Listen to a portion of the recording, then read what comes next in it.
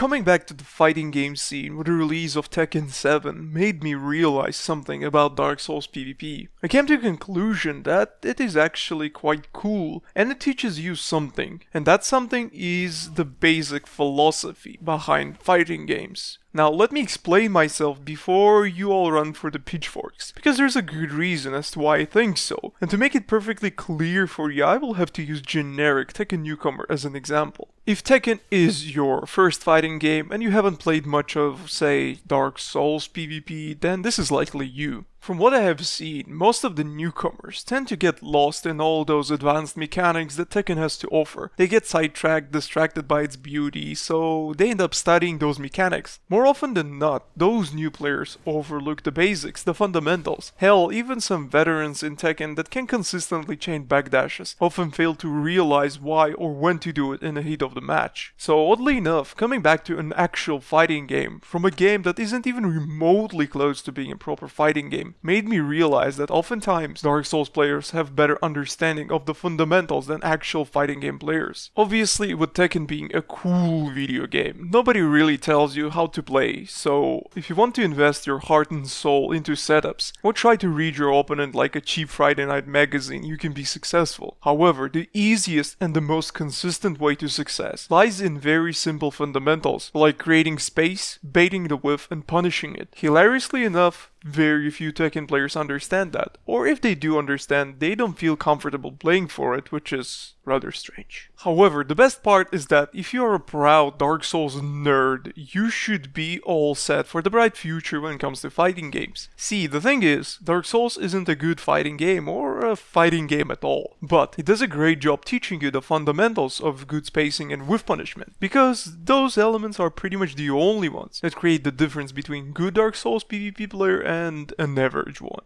If you want to be good at Dark Souls PvP, you have to be able to know how to create space, when to bait something and how to punish it. You have to be patient, you have to be calm.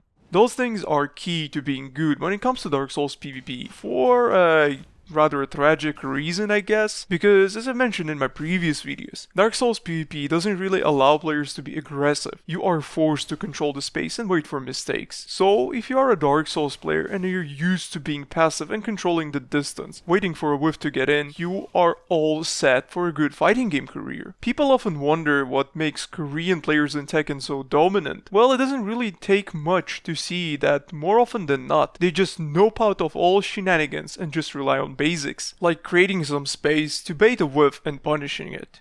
All while most of the other players tend to rely on other different stuff that isn't really that consistent. Anyway, what I'm saying here is that if you have spent 5,000 billion hours chasing Black Phantoms in Dark Souls, you might just have a better idea on how to beat people in Tekken compared to someone who has spent 500,000 billion hours in Tekken. At the end of the day, it doesn't really matter. You do whatever you feel like doing, because we all just want to have some fun. But if you're looking for something to make you feel better about those 2,000, 3,000 hours that you have spent chasing Black Phantoms in various Souls titles, there, you can have it. I honestly think, like seriously, that you as a Dark Souls PvP veteran may have better understanding of fighting game fundamentals compared to some purebred Tekken players. Anyway, thank you for watching, and I'll see you next time.